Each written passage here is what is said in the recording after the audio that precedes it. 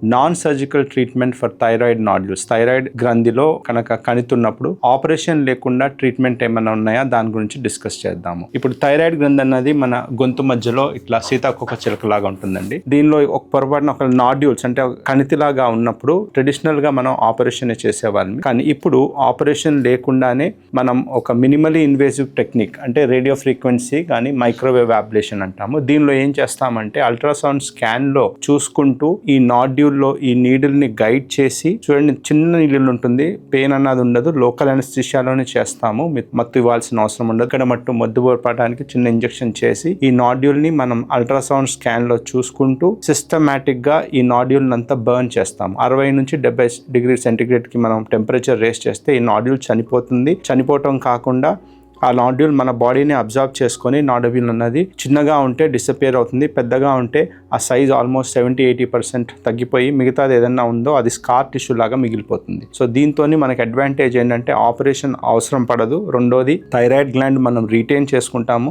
మూడోది thyroid tablets అవసరం లేదు, నార్మల్ గ్లాండ్ ని డ్యామేజ్ చెయ్యము కాబట్టి. అదే కాకుండా మనకి ఆపరేషన్ చేస్తే ఈ కట్ ఇవన్నీ ఉంటుంది కదా, అవి కూడా ఉండవు, మరకన్నది ఉండదు బయట ఎక్కడ. మనం ఉదయం చేస్తే సాయంత్రం కల్లా మిమ్మల్ని డిశ్చార్జ్ చేస్తాము.